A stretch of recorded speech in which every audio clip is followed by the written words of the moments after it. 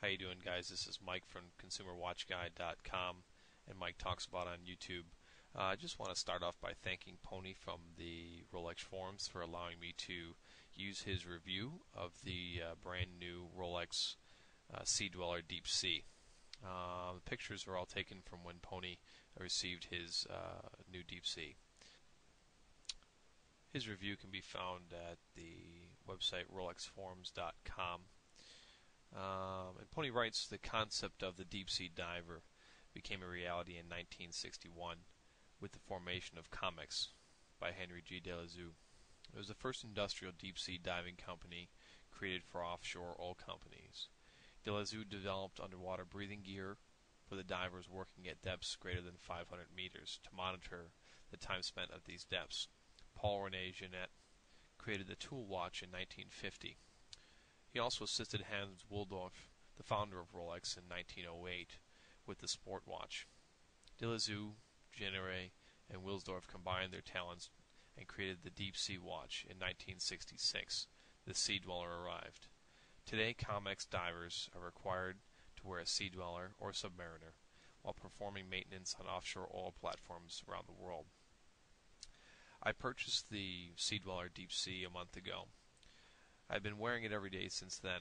I have no complaints. My 6 1/4 wrist, not too small to keep it upright and tight. It does feel a bit heavy at 220 grams, but not uncomfortable to wear, all day and all night. I kind of like the extra weight and feeling. It reminds me it's on my wrist. The Submariner doesn't feel as if I'm wearing a watch. It's light. The specifications that can be found on the Rolex website. I've attached some of the photos I took yesterday, not leaving anything to your imagination. Rolex is only one of only 3 in-house manufacturers. In the R&D of the Sea Dweller Deep Sea, the only item not made by Rolex is the steel used to make the watch. NASA unknowingly helped Rolex select the steel to be used. It is known as 904L. It is the hardest material available to date.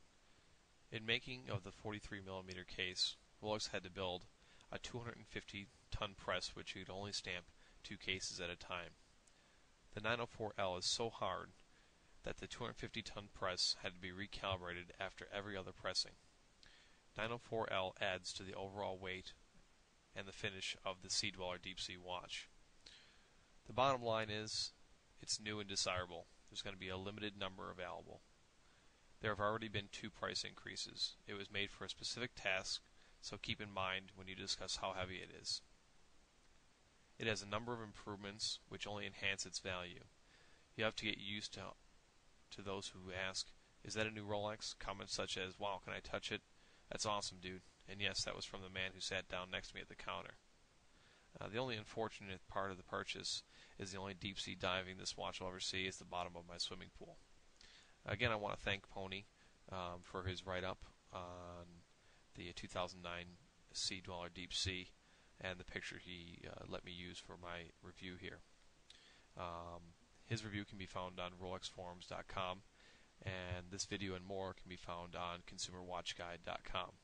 Again, guys, I'm Mike from ConsumerWatchGuide.com. For more buying guides and reviews, check out ConsumerWatchGuide.com.